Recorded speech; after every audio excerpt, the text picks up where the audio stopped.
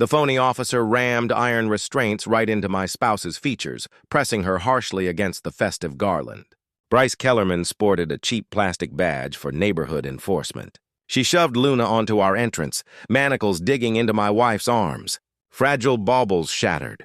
"Unauthorized ornaments!" she bellowed, crushing bulbs into fragments. Luna collapsed, ugly gashes oozing crimson along her skin. "Halt, I beg you." On the opposite side of the road, 17 immaculate Harleys sparkled in Kellerman's parking area, valued at $400,000. Come evening, they'd all be charred wreckage. Kellerman seized a pry bar. Flashes flew as she wrecked our setup. The odor of burning wiring permeated the atmosphere. Onlookers recorded with devices. No one intervened. "What was my mistake?" Luna wept. Kellerman cackled and twisted the restraints harder. "What would you do if some phony officer marred your spouse over holiday illuminations?" Share your location in the replies. Prior to those 17 bikes turning to cinders, this beast discovered the peril of meddling with a man's kin. I'm Rex Thornton, 52.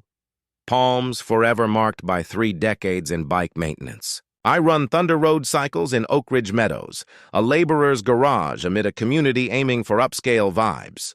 My partner Luna instructs 8-year-olds at Elmwood Primary, 48, with pigment-speckled digits and a spirit vaster than the Lone Star State. Each Yuletide season, she converts our humble abode into seasonal enchantment. The fragrance of crisp fur and Luna's baked treats lures youngsters from streets afar. For 3 consecutive years, Luna claimed the top festivity award. The accolade rests next to my dad's combat medal, the sole legacy of true value. We're working-class folks in an executive realm. I mend the damaged. Luna inspires children to envision. We scrape by honestly, cherish our community, and mind our own affairs. Yet minding our affairs fell short for Bryce Kellerman. Kellerman relocated here a year and a half back, acquiring the grandest residence on Pine Avenue outright. 4,000 square feet of stone surfaces and contrived prosperity. A sour flavor of deceit invaded my senses whenever I glimpsed her estate. She's 45, 6 feet of sheer bravado. Constructed as if she lifts utility poles for sport. Flunked law enforcement training twice. Mental unsteadiness and overzealous aggression in drills. Currently, she probes claim deceptions for a shared coverage firm. Then arrived the cycles that altered the course. 17 classic Harleys materialized in her triple bay storage like shiny tributes to extravagance. A 1948 model valued at $70,000. A trio of 70s-era designs. And pristine 1965 variant that brought tears to adult eyes. Total worth $400 grand. My technician's mind calculated instantly. Claim probers pull in perhaps $70,000 annually. Those machines exceeded most folks' homes in cost. The gleam didn't compute. Kellerman asserted bequests from deceased kin. An uncle from the northern plains, a grandpa from the south, a relative from the Sunshine State. Invariably past, invariably remote, invariably expedient fabrications. But I'd encountered those precise rides in law enforcement seizure logs, in deception dossiers that passed my workbench amid legal proceedings.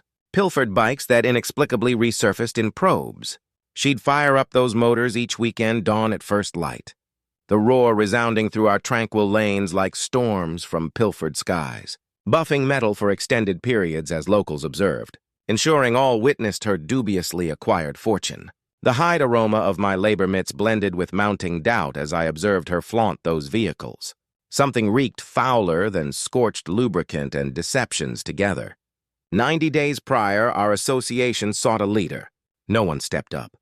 Excessive forms. Too many gripes over barrier hues and pet noises. Kellerman advanced like a predator offering to protect the flock. In her initial 7 days leading, she procured tailored outfits via the web. Counterfeit emblem stating HOAENFORCEMENTOFFICER protective gear, restraints, irritant mist, commenced surveying our enclave in her compact sedan like a residential tyrant. The fresh scent of autumn foliage saturated the breeze when her campaign against our household commenced. I was reassembling a cruiser power plant when pebbles ground beneath her nearing wheels. The noise evoked fractures under strain. Thornton ordnance breach. I glanced upward, lubricant covering my joints. What's the issue now, Bryce? Lawn length surpasses allowed peak. She wielded a steel measurer like an arm. 3 inches caps at 2.5. It's a mere fraction over. Ordinances are ordinances. $50 sanction if uncorrected. Yet ordinances weren't uniform for all.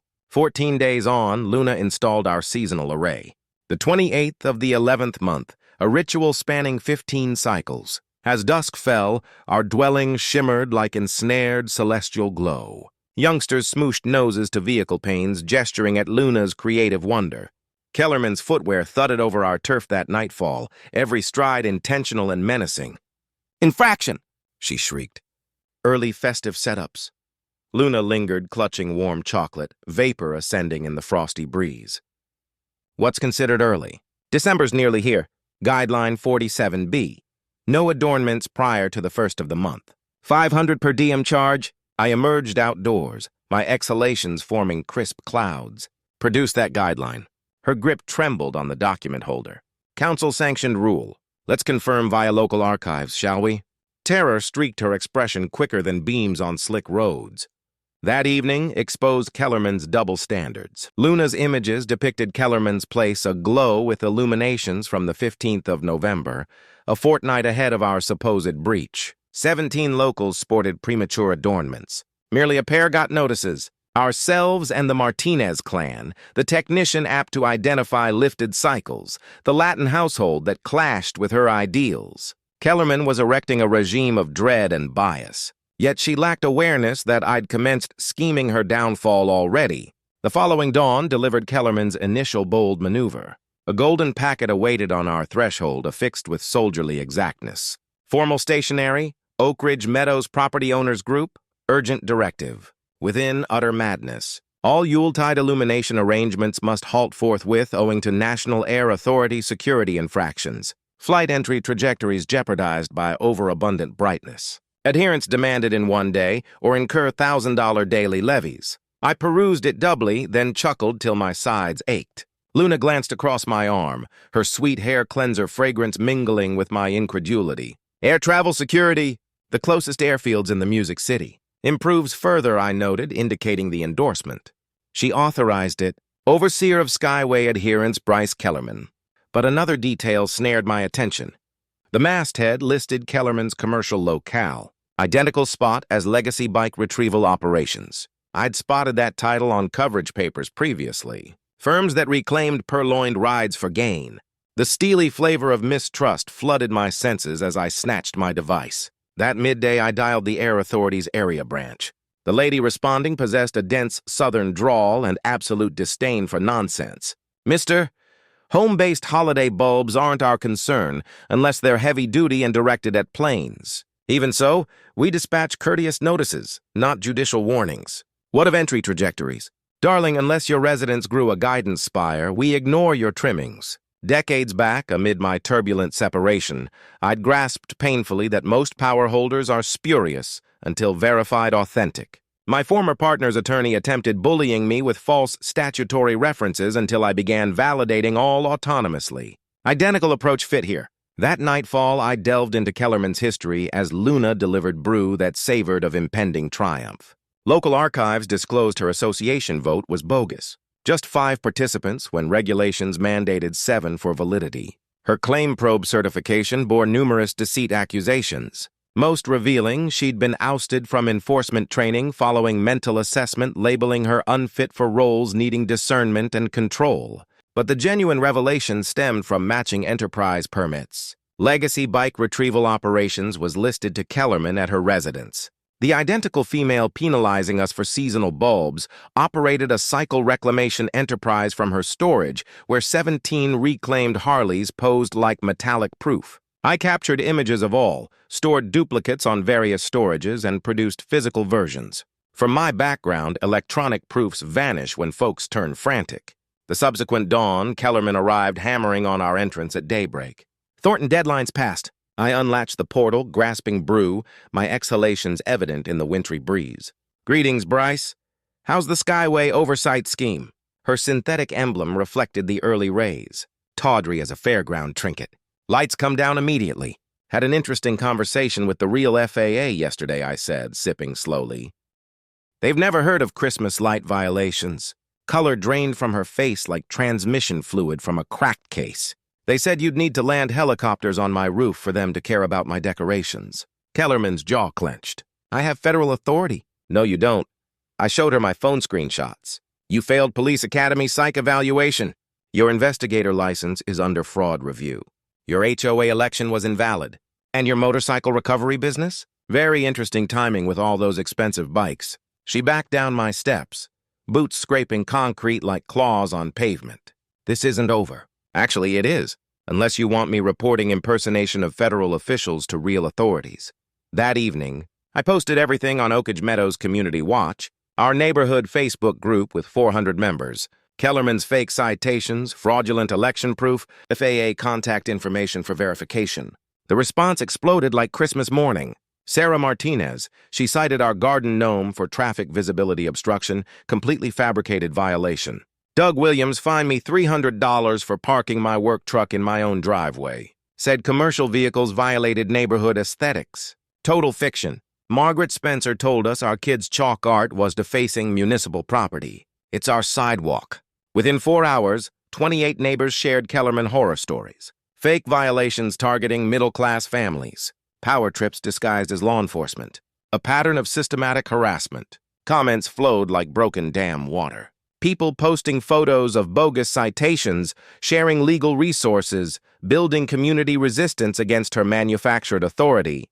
Linda Thompson, retired court clerk, delivered the knockout punch. Private citizens cannot issue municipal violations. Only licensed code enforcement has that authority. She's been committing fraud for months. By morning, the post had 81 comments and 112 angry reactions. Our quiet neighborhood had become a digital revolution. But Kellerman's response revealed her true nature. I was rebuilding a shovelhead transmission when my phone buzzed. Unknown number. Delete that post and apologize publicly, or some of those motorcycles in my garage might get permanently redistributed to their rightful owners. The wrench clattered to concrete with metallic finality. She just confessed to stealing motorcycles while threatening to steal more. Those 17 Harleys weren't inheritances or legitimate purchases. They were trophies from victims displayed like scalps in her garage. And now I had the evidence to prove it. But more importantly, I'd discovered the perfect way to destroy her empire.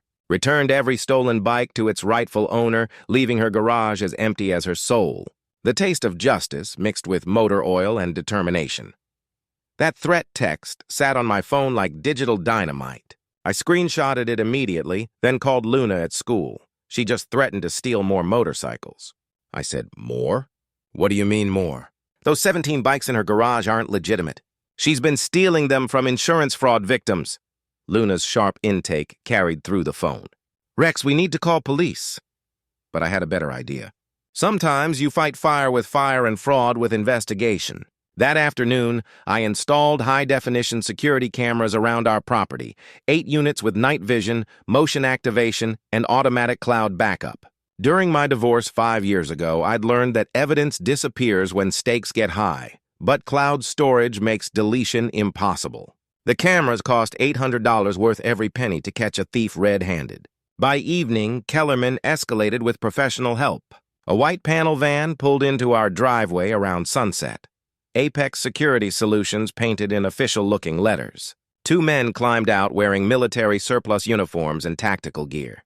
The taller one, maybe 6'4" with prison tattoos, approached my garage. Sir, we're conducting mandatory vehicle safety inspections. I walked outside, wiping grease from a carburetor rebuild. Safety inspections. HOA contracted us for neighborhood security assessment. Need to examine all motorcycles for potential hazards. The shorter guard, pudgy with patchy facial hair, was already walking toward my workspace with a clipboard. His boots left muddy prints on my clean concrete floor. What kind of hazards? I asked, stepping between him and my bikes. Fuel leaks, excessive noise violations, improper storage protocols, the smell of their cheap aftershave mixed with evening air like fake authority and real stupidity. Hold up there, G.I. Joe, I said. You're not touching anything without proper warrants. Tall guy pulled out his phone. Sir, we have legitimate authority to... No, you don't. I'd researched private security laws after my shop got robbed 3 years ago. Most security companies are glorified mall cops with badges from eBay. Private security has zero search authority on private property without owner consent. Short guy kept advancing. HOA regulations supersede nothing. HOA regulations don't override constitutional protections against unreasonable search. I pulled out my phone, started recording. You're currently trespassing. Leave immediately. Tall guy's hand moved toward his belt. No visible weapon, but the gesture was clear intimidation. Sir, we can resolve this cooperatively. Or the cooperative solution is you leave before I call real police about impersonating law enforcement officers. That stopped them cold. Both guards exchanged nervous glances. We're not impersonating. Tactical gear, official-looking uniforms, badges, van designed to appear governmental. That's textbook impersonation in Tennessee. The taste of diesel exhaust from a passing truck mixed with the satisfaction of watching bullies retreat. Several neighbors had emerged from houses, phones recording everything. Short guy whispered something urgent to his partner. They backed toward their van, but tall guy couldn't resist one parting threat. Mr. Thornton, the HOA has legitimate concerns about your vehicle collection. My vehicles are legal, registered, and insured. Your boss's fake authority isn't. They drove off, leaving tire marks on my driveway like signatures on a confession. That night, I filed complaints with 3 agencies. State Attorney General for fraudulent authority claims, local police about potential impersonation, and Better Business Bureau regarding deceptive practices. Then I made the discovery that changed everything. Business registration records showed Apex Security Solutions was owned by B. Kellerman Enterprises. She was paying herself HOA money for harassment services, stealing from neighborhood dues to fund her personal vendetta against me. But the real revelation came from cross-referencing insurance databases. Those 17 motorcycles in her garage, every single one had been reported stolen, then recovered by Heritage Motorcycle Recovery Services during fraudulent insurance investigations. She'd been systematically stealing motorcycles from fraud victims, keeping them as evidence during fake investigations, then claiming ownership when cases closed. A perfect crime until victims started recognizing their stolen bikes in her garage.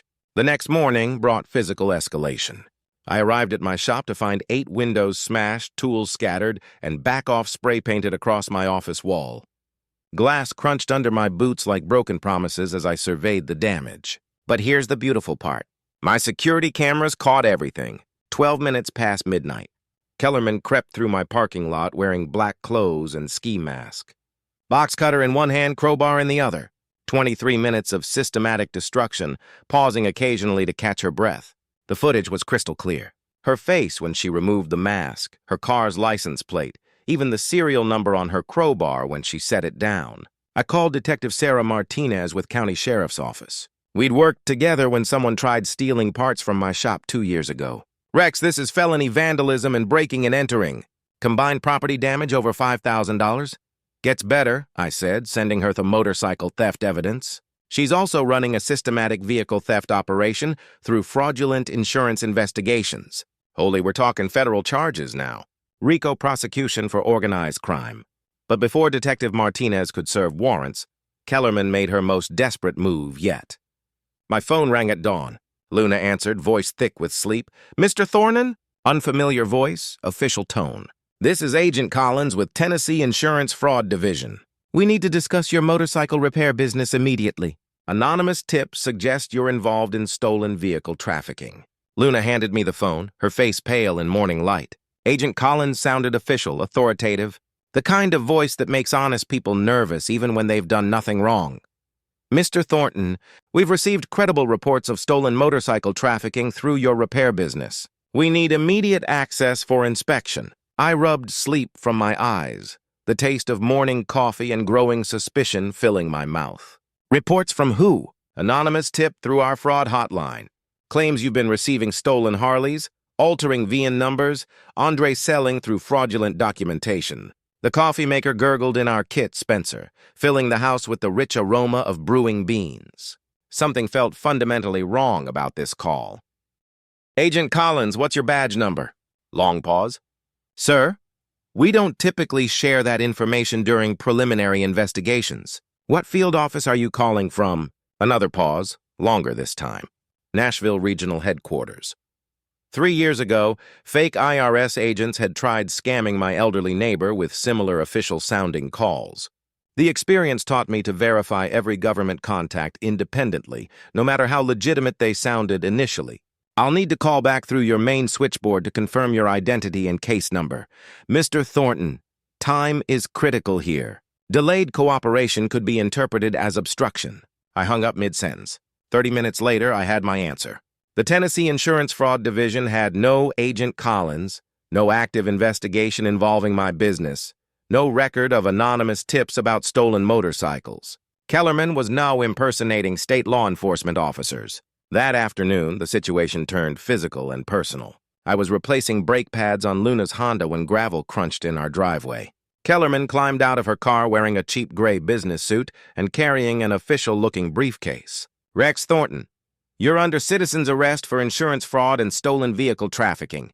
I looked up from the brake caliper, motor oil coating my knuckles, the smell of brake fluid mixed with December air. Citizens, what now? Citizen's arrest.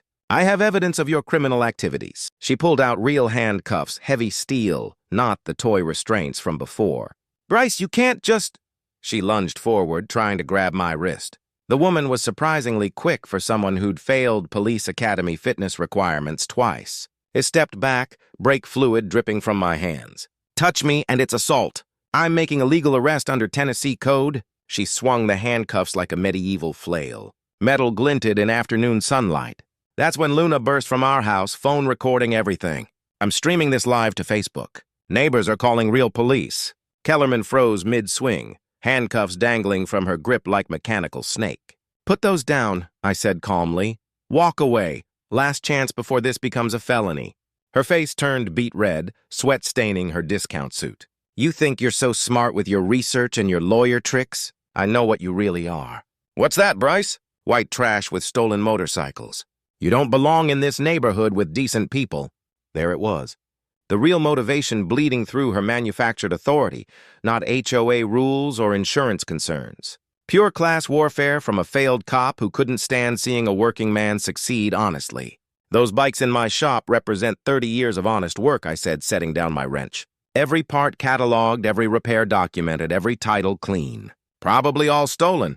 That's when she made her biggest tactical error. Kellerman charged forward with handcuffs raised, trying to tackle me against Luna's car. I sidestepped like dodging a drunk customer at closing time. Her momentum carried her straight into my workbench. Tools scattered everywhere with metallic crashes that echoed through our garage. She came up swinging handcuffs wildly, catching me across the knuckles. Skin split. Blood dripped onto concrete, but Luna's phone captured every second of unprovoked assault. Sirens wailed in the distance. Real police summoned by real neighbors who'd witnessed real crimes being committed in broad daylight. Kellerman heard them too. She dropped the handcuffs and limped toward her car, favoring her left leg from the workbench collision. "This isn't finished," she screamed, tires squealing as she fled. "I'll destroy you." 3 patrol cars arrived within minutes. Officer Janet Williams took my statement while paramedics bandaged my split knuckles. The copper taste of adrenaline lingered in my mouth like metallic determination. "Mr. Thornton, we have clear assault and battery charges here, plus attempted false imprisonment.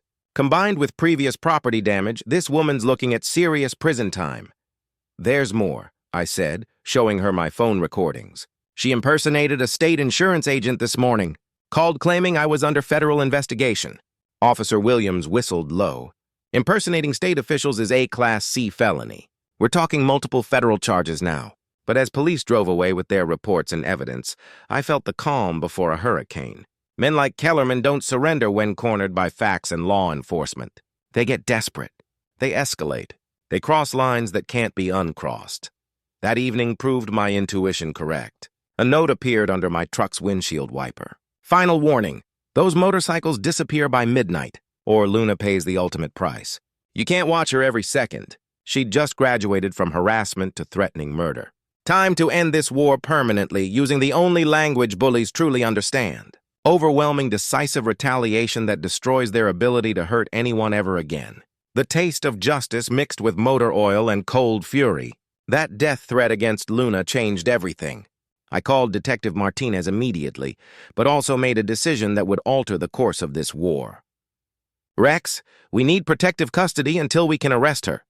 "No," I said, watching Luna grade papers to her Kit Spencer table, completely unaware of the monster stalking our family. "Running won't solve this. I'm going on offense. That night, I did something I'd never done before. I went dumpster diving in enemy territory. Kellerman's garbage pickup was Thursday mornings. Wednesday at midnight, I crept behind her mansion with heavy-duty flashlight and latex gloves. The smell of rotting food and wet cardboard filled the December air as I lifted her oversized trash bin lid. What I found inside changed everything I thought I knew about this conflict. Buried beneath takeout containers and coffee grounds were dozens of manila folders, insurance investigation files, names I recognized from our neighborhood mixed with addresses from across 3 states. Mrs. Spencer from Pine Street. File marked motorcycle theft recovery, 1965 Electrolide, $67,000 settlement. Doug Williams from Oak Avenue, Harley-Davidson theft investigation, 1973 Shovelhead, $41,000 payout. The Martinez family from Elm Drive. Vintage motorcycle disappearance, 1948, Panhead, $89,000 claim. Every family Kellerman had harassed with fake HOA violations had motorcycle theft files in her garbage. But these weren't legitimate investigations. These were systematic theft operations disguised as insurance work. My flashlight beam illuminated page after page of forged police reports, staged crime scene photos, and fabricated witness statements. The metallic taste of disgust filled my mouth as the scope of her crimes became clear. Mrs. Spencer never owned a 1965 Electrolide. The theft report showed Kellerman's garage, not Mrs. Spencer's property. She'd used innocent neighbors' identities to file fraudulent theft claims, collected settlement money, then kept the stolen motorcycles as evidence that never got returned. Doug Williams stolen, 1973. Shovelhead was sitting in Kellerman's garage right now, polished and displayed like a trophy. The theft had occurred at an address that didn't exist, investigated by officers who'd never been contacted. The Martinez family's missing 1948 Panhead, the exact bike I'd seen Kellerman revving every Sunday morning, had supposedly disappeared from a storage unit that had no record of the Martinez family ever renting space. She'd been systematically stealing identities from Oakage Meadows residents, filing fake motorcycle theft claims, collecting massive insurance payouts, and keeping the evidence motorcycles as her personal collection. But the most chilling discovery came at the bottom of the pile. A folder labeled Thornton Wreck Shop Inventory Theft contained staged photos of my garage with bikes mysteriously missing, fake police reports claiming my entire inventory had been stolen, insurance estimates totaling $890,000 for total loss replacement. Kellerman was planning to burn down my shop, file fraudulent theft claims for every motorcycle inside, collect nearly $1 million in insurance money, and blame me for insurance fraud when investigators found discrepancies. The harassment, fake violations, escalating confrontations, everything was designed to make me appear unstable and criminal. When my shop mysteriously burned with all evidence inside, who would believe the crazy mechanic who'd been fighting with the respected insurance investigator? My hands trembled as I photographed the final page. A contact list for motorcycle chop shops across 5 states. Places that specialized in breaking down stolen Harleys for untraceable parts and resale. Those 17 vintage motorcycles weren't trophies or investments. They were evidence of 17 families whose identities had been stolen, whose dreams had been converted into Kellerman's criminal empire. And I was supposed to be victim number 18. I called Detective Martinez from my truck, hands still shaking with rage and revelation. You need to see this tonight. Rex, it's 3 in the morning. Kellerman's not just harassing neighbors or stealing HOA funds. She's running a multi-state motorcycle theft and insurance fraud operation worth over $2 million. I have evidence of 17 victims and counting. Silence stretched across the phone connection. I'll be right over. As I drove home with photographic evidence of systematic criminal enterprise, one thing became absolutely clear. This wasn't about Christmas lights or HOA power trips. Kellerman had turned our entire neighborhood into her personal hunting ground for insurance fraud victims. And those 17 motorcycles in her garage represented 17 families whose lives she'd destroyed for profit. That made every single bike stolen property that needed returning to rightful owners. By morning, her garage would be empty, and justice would finally have chrome wheels. Detective Martinez arrived at 4 a.m. with 3 cups of gas station coffee and a digital camera. the bitter taste of convenience store brew mixed with the metallic tang of adrenaline as we spread Kellerman's stolen files across my kit. Dispenser table. Jesus Christ, Rex, this is organized crime territory. RICO prosecution material. Gets worse, I said, pointing to a handwritten ledger buried in the stack. Look at the dates and amounts. She studied the columns of numbers, flashlight beam dancing across pages of systematic theft. These claims go back 4 years. She's stolen over $2 million and kept the evidence motorcycles as personal trophies. By dawn, we'd cataloged 43 fraudulent insurance claims across 7 states. Kellerman had been very busy building her criminal empire, but I needed more than evidence. I needed allies who could help me execute the perfect justice. That morning, I made 4 phone calls that would change everything. First call. Tessa Martinez, Detective Martinez's retired sister who lived on Elm Drive. 28 years with Nashville PD's fraud division before moving to Oakage Meadows for the quiet life. Rex, honey, quiet's overrated when criminals move next door, she said after I explained the situation. Count me in. This violated every decent person in our neighborhood. Second call. Dr. Emmett Walsh, forensic accountant who'd handled my business taxes for 10 years. He specialized in financial crimes for private law firms and owed me favors after I'd rebuilt his vintage Sportster engine for cost of parts only. Send Meth those files, Rex. If there's a money trail, I'll find every hidden account and shell company. These fraud operations always have offshore assets. Third call. Jake Wrench Morrison, president of Steel Thunder Motorcycle Club. We'd served together in Army Reserve before he went legitimate with charity rides and community events, but his boys knew how to handle themselves when situations required muscle. Kellerman threatened Luna. Jake's voice turned ice cold through the phone.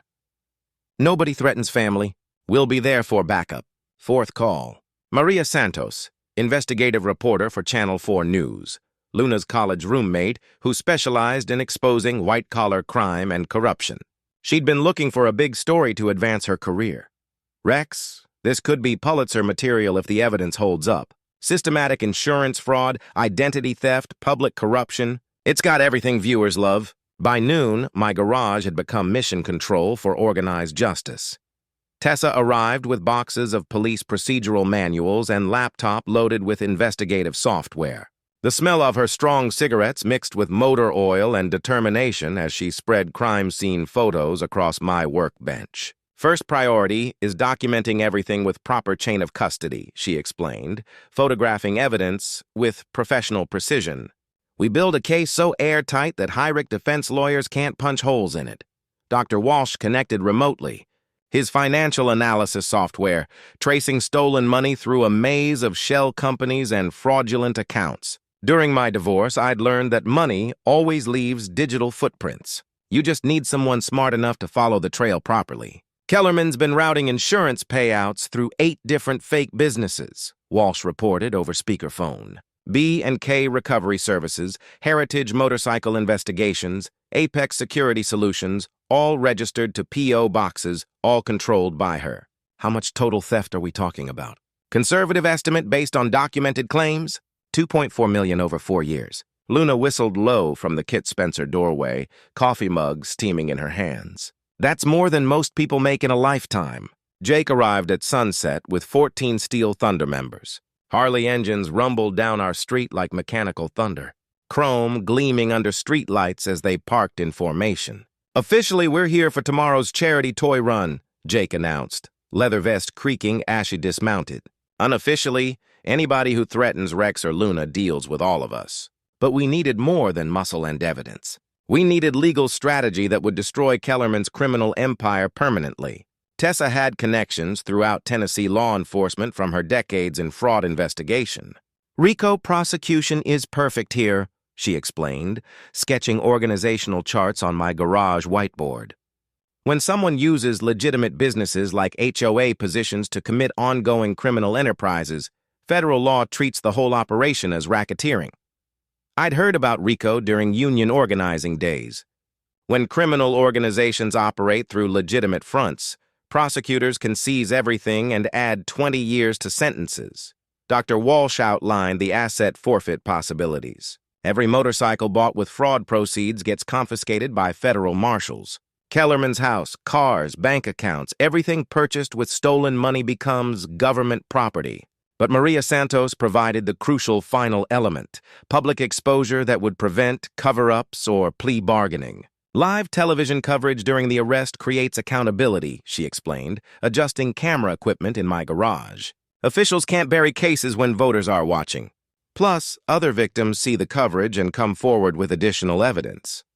Meanwhile, we prepared our surveillance network for tomorrow's final confrontation, motion-activated cameras disguised as Christmas decorations, audio recording devices hidden in weatherproof lawn ornaments, neighbor communication system using encrypted messaging apps. Key principle, Tessa explained while installing a tiny camera inside a plastic reindeer. Assume everything will be challenged in court. Every piece of evidence needs independent verification and proper documentation. By midnight, our trap was perfectly set. Tomorrow was the annual HOA Christmas party. 200 neighbors gathered in the community center for what they thought would be holiday celebrations. Instead, they'd witnessed the public destruction of Kellerman's criminal empire and the return of 17 stolen motorcycles to their rightful owners. Jake's Steel Thunder riders would provide security for the toy drive. Tessa would coordinate with federal agents. Dr. Walsh would project financial evidence on the party's presentation screen.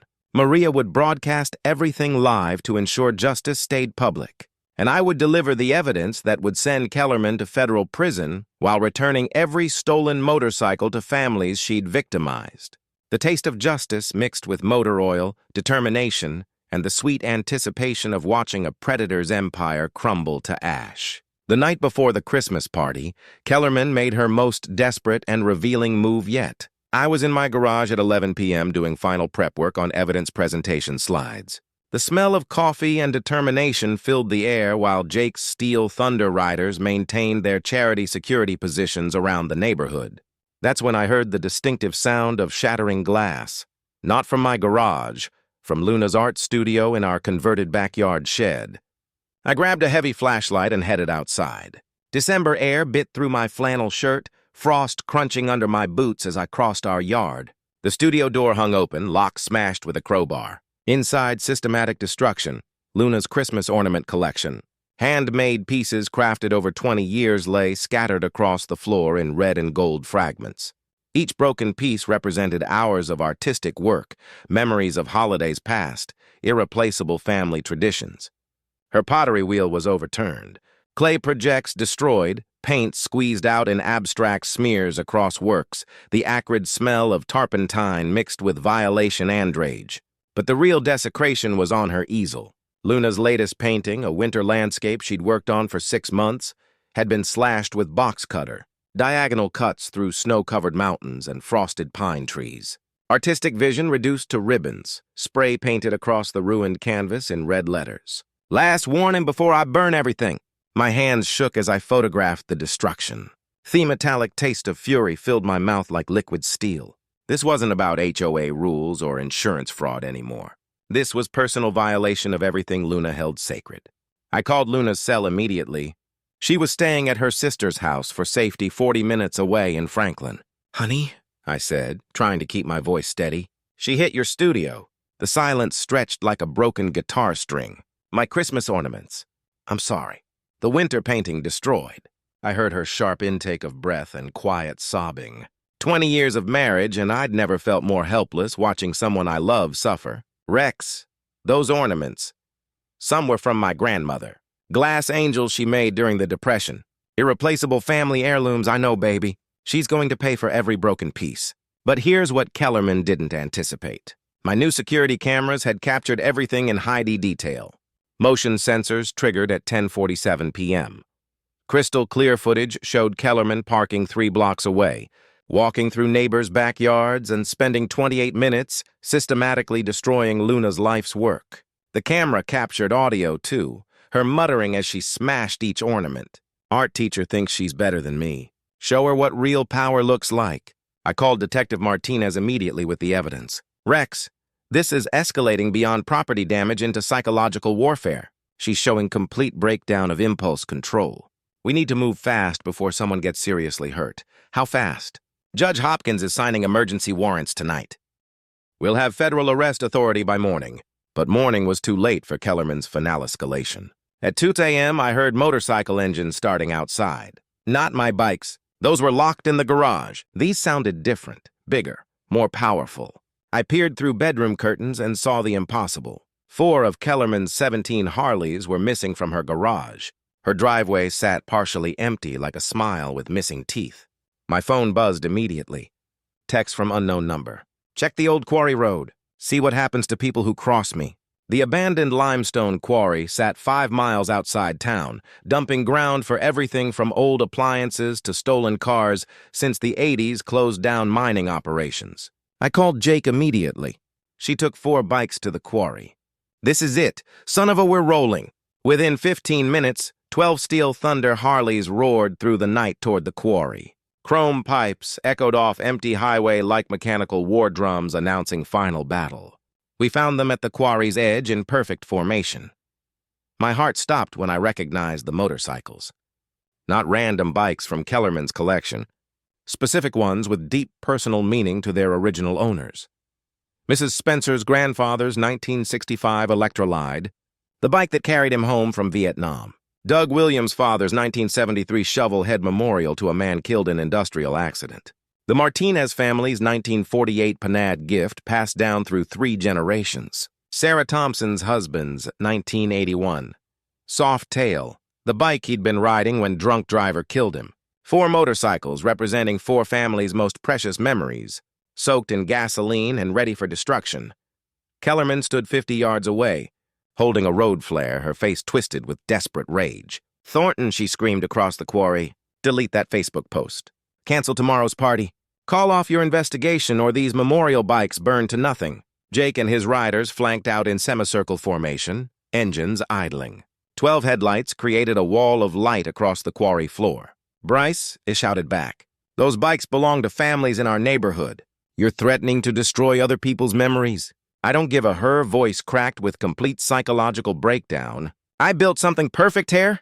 3 years of flawless operations. You're destroying my life's work. That's when I finally understood Kellerman wasn't just stealing money or motorcycles. She was living some fantasy where she was the untouchable criminal mastermind, the successful business owner, the respected community leader. Our investigation had shattered her delusion by exposing the truth. She was just another petty criminal stealing from families to fund fake success. Insurance fraud won't save you, I called out. The FBI has evidence of 43 fraudulent claims. Federal marshals are coming for everything. Lies. She raised the flare higher. Red sparks dancing against star-filled darkness. All lies and conspiracy. Jake revved his engine once. A warning rumble that echoed across the quarry like distant thunder, promising storms. Last chance. Kellerman. Drop the flare and surrender. Those bikes represent dead family members. Instead, she lit the road flare. Red flames sputtered to life, casting demonic shadows across her face. 4 families' most precious memories sat in gasoline pools seconds away from becoming nothing but smoke and twisted metal. If I can't keep my collection, she screamed, nobody gets to remember anything. She threw the flare toward the memorial motorcycles. The flare spun through darkness like a shooting star carrying destruction. Time slowed to mechanical precision. Red sparks trailing behind Kellerman's desperate throw. My boots pounding against gravel as I sprinted toward 4 families' memories about toe burn. Jake's Harley roaring behind me like metallic thunder. The flare hit gravel 18 in from Mrs. Spencer's grandfather's Electrolide. For one heart-topping moment, nothing happened. Then gasoline vapors caught with a soft whoosh that sounded like hell's whisper. Blue flames spread across quarry floor in dancing patterns. I dove between burning pools, grabbing handlebars, trying to roll memorial bikes away from spreading fire. Rex. Jake's voice cut through night air. Get back. But I couldn't abandon these families' most precious connections to lost loved ones. Not to this psychopath's final tantrum. Heat singed my eyebrows as I muscled the Martinez family's 1948 panhead away from flames. Chrome burned my palms through work gloves. The smell of melting rubber and hot metal filled my lungs like toxic memories. Jake and 6 Steel Thunder Riders rushed in with fire extinguishers mounted on their bikes. White foam sprayed across quarry floor, smothering flames before they could reach fuel tanks or irreplaceable memorial parts. Within minutes, we'd saved all 4 motorcycles. Scorched paint, melted turn signals, but intact and repairable. Kellerman stood watching from Quarry's edge, her face slack with disbelief and complete psychological breakdown. "They should have burned," she mumbled, staring at surviving bikes. "Everything should burn when I say so." That's when Detective Martinez arrived with 8 patrol cars, sirens wailing across empty landscape. Red and blue lights painted quarry walls like holiday colors gone wrong. "Bryce Kellerman," she shouted through megaphone. "You're under arrest for arson, attempted destruction of property, and 43 counts of insurance fraud." Kellerman turned toward approaching police cars. For a moment, I thought she might surrender and accept responsibility for her crimes. Instead, she ran straight toward Quarry's edge, a 60-foot drop into black water that had swallowed construction equipment and stolen cars for decades. "Stop," Detective Martinez commanded. "There's nowhere to go." But Kellerman wasn't thinking rationally anymore. 4 years of criminal success had collapsed in 72 hours. Her perfect scheme destroyed by a mechanic with security cameras and too much determination. She reached cliff edge without slowing down. The splash echoed across Quarry like gunshot announcing justice. Emergency divers pulled her out 35 minutes later, half-drowned and ranting about federal conspiracies and biker gang. Terrorism, hypothermia, and complete psychological breakdown had reduced the neighborhood's terror to shivering, babbling wreckage. They loaded her into ambulance, still screaming about stolen evidence and government cover-ups that existed only in her fractured mind. The next morning brought unexpected federal visitors. Agent Sarah Spencer from FBI's Financial Crimes Division knocked on my door at 8 a.m. Behind her stood Agent Rodriguez from Tennessee Bureau of Investigation and Assistant District Attorney Williams.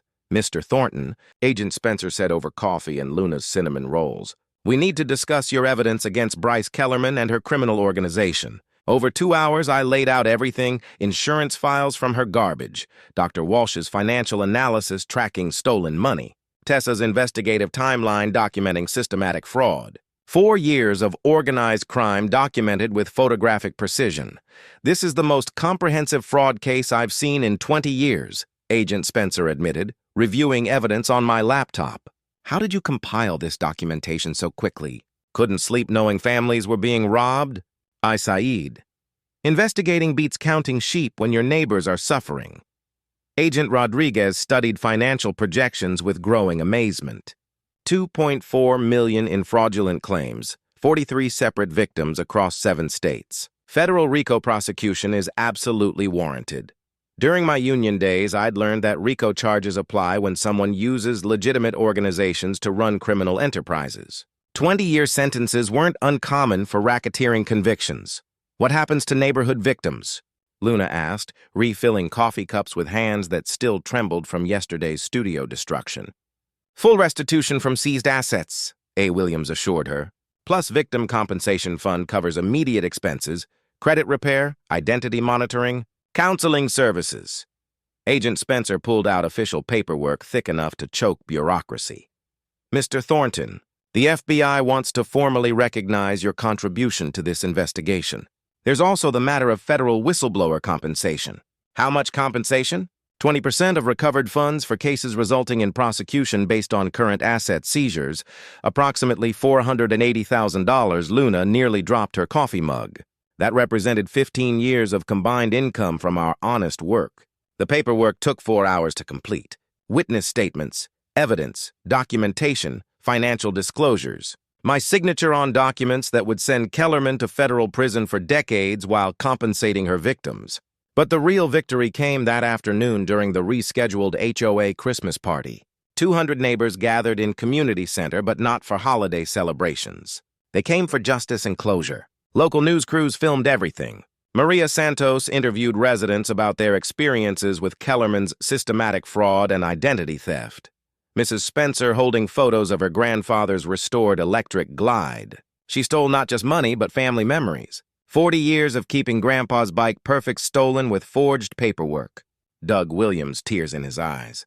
That shovelhead represented my father's sacrifice working dangerous jobs. She turned his memory into profit.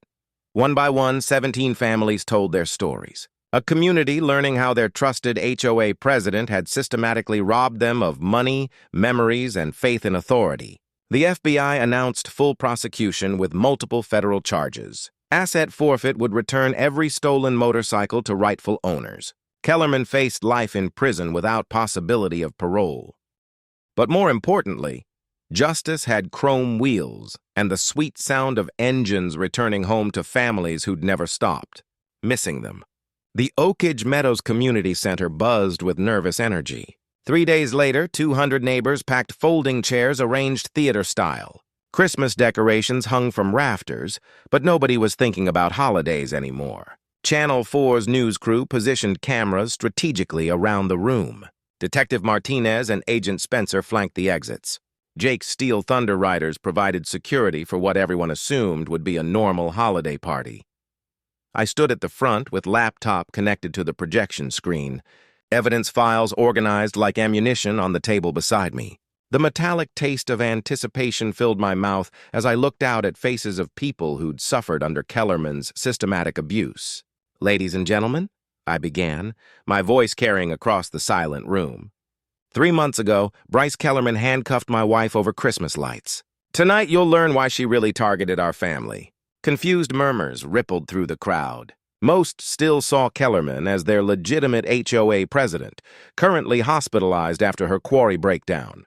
This isn't about holiday decorations or grass height violations. This is about the largest motorcycle theft and insurance fraud operation in Tennessee history run from our own neighborhood. I clicked to the first slide.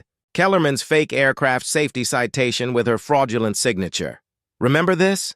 Bryce claimed Christmas lights violated FAA regulations. Complete fabrication designed to establish illegal authority over our lives. Nervous. Laughter scattered through the audience as people recognized their own bogus violations, but here's what Bryce was really doing while playing HOA enforcer. The next slide showed Mrs. Spencer's insurance fraud file. Margaret's face went white as I read details of identity theft. Margaret Spencer, Pine Street. According to these documents, your grandfather's 1965 Electrolite was stolen last March, generating a $67,000 insurance payout, except your grandfather died 20 years ago, and you never owned that motorcycle. The room fell completely silent. Mrs. Spencer stood slowly, voice shaking. "I don't understand. I never filed any motorcycle claim." "Identity theft," I explained, clicking to photographic evidence. "Bryce used your personal information from HOA records to file fraudulent theft claims, collected settlement money, then kept the stolen motorcycles as her personal collection." Angry voices erupted throughout the room like breaking dam. "That's impossible," shouted Robert Henderson from the back row. "Bryce investigates insurance fraud. She doesn't commit it." "Actually," I said, clicking to termination documents. "Mutual Assurance Group fired Bryce 6 weeks ago for falsifying investigation reports. Her insurance career ended the same day she started targeting our family." The projection screen showed Kellerman's employment termination letter dated 3 days before she'd handcuffed Luna. "Doug Williams, your next victim." Doug's face drained of color as I displayed his fraud file. Stolen 1973 shovelhead, $41,000 claim. "Your father's memorial bike allegedly disappeared from a storage unit you never rented." "I've never owned a Harley in my life," Doug stammered. "My father died in a factory accident. I work in accounting. Sarah Martinez, stolen 1948 Panhead, $89,000. Your family's 3-generation heirloom supposedly vanished from your garage while you were visiting relatives in California." Sarah stood up, hands trembling with rage. "We don't own motorcycles. How is this possible?" "Ha! President has access to everyone's emergency information, home insurance policies, social security numbers, everything needed for systematic identity theft." The crowd's anger built like steam in a pressure cooker. Voices rose throughout the room as people realized the scope of systematic victimization. That lying, she had copies of our house keys. How many families did she rob? I clicked to Dr. Walsh's comprehensive financial analysis. 43 fraudulent claims over 4 years. Total theft, $2.4 million. The number hit the room like a physical blow. Several people gasped audibly while others cursed under their breath. But here's the beautiful ending to this nightmare. I continued clicking to federal asset seizure documents. Every motorcycle Bryce bought with stolen money has been confiscated by federal marshals. Every bike is being returned to families whose identities were used for fraud. That's when the community center doors opened and federal marshals wheeled in 17 vintage Harleys on transport dollies. Mrs. Spencer's grandfather's 1965 Electrolide, polished and restored. Doug Williams' father's 1973 Shovelhead, memorial to honest work. The Martinez family's 1948 Panhead, 3 generations of heritage. 17 motorcycles representing 17 families' stolen memories finally coming home. Tears flowed freely as families recognized bikes they'd never actually owned, but had been defrauded over. The irony was perfect. Kellerman's trophy collection became evidence of her own crimes. Agent Spencer stepped forward with handcuffs ready for ceremonial arrest. "Speaking of Bryce Kellerman," she announced, "federal marshals arrested her at the hospital this morning." The room buzzed with anticipation as the community center doors opened again. Kellerman walked in wearing orange jumpsuit and ankle shackles, flanked by 2 federal deputies. She looked around the room of furious neighbors, then up at the projection screen showing her systematic crimes. Her face transformed from confusion to horror to desperate rage. "This is all fabricated!" she screamed, pointing at me with shackled hands. "Rex Thornton invented everything.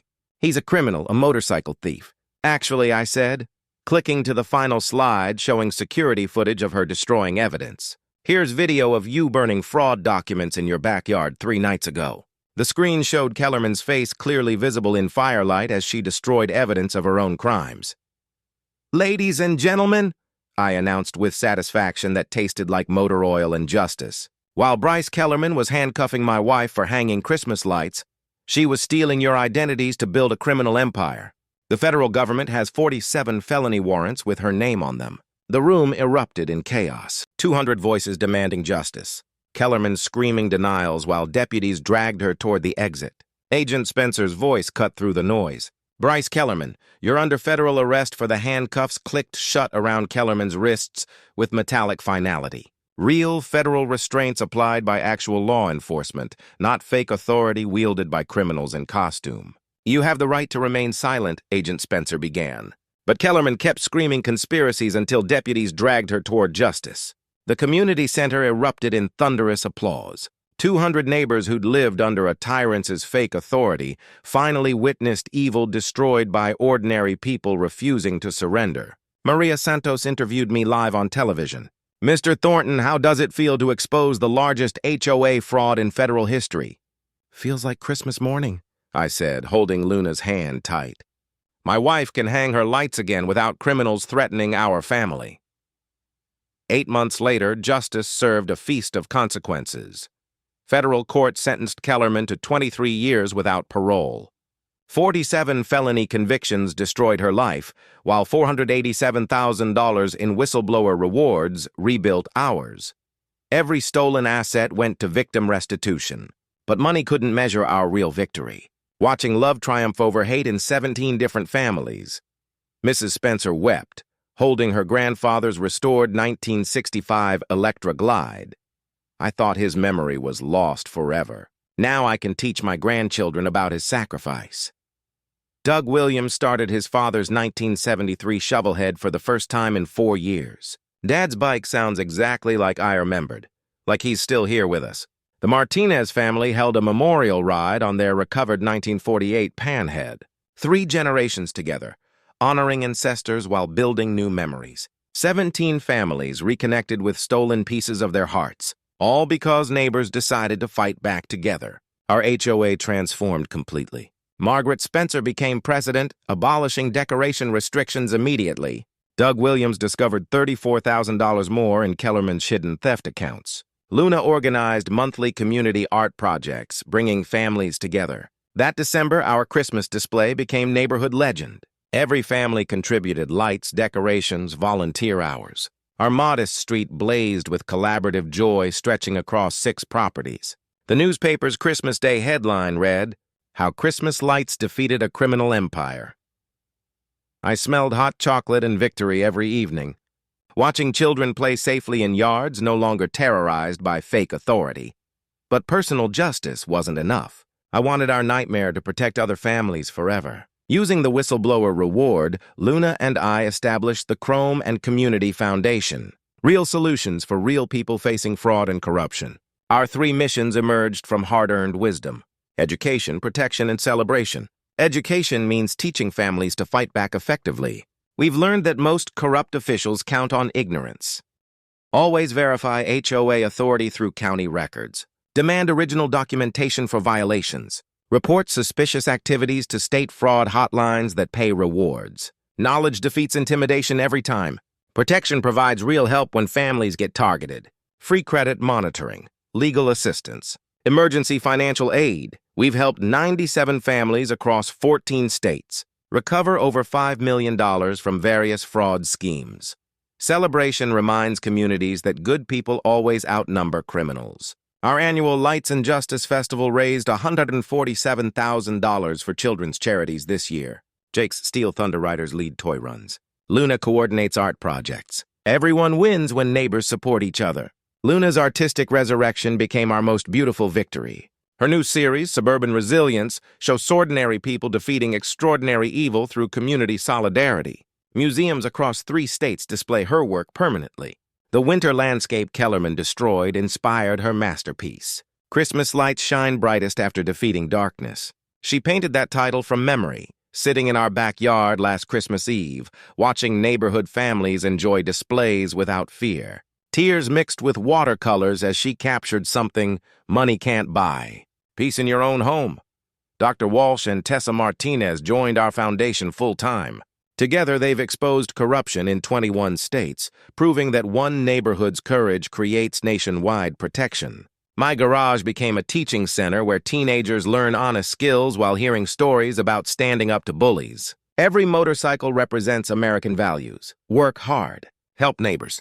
Never surrender to criminals wearing fake badges. But the sweetest victory happens every December evening when I walk outside and see Luna's Christmas lights blazing freely. No fake violations threatening our family. No stolen motorcycles displayed as criminal trophies. No corrupt officials poisoning our community. Just American neighbors celebrating freedom, friendship, and the simple right to hang Christmas lights without persecution from thieves disguised as authority. Real justice tastes like Luna's hot chocolate on cold December nights, surrounded by families who became blood relatives through shared struggle. Watching lights twinkle in defiance of every criminal who forgot that Americans don't kneel to bullies. The chrome gleaming in my garage reminds me daily.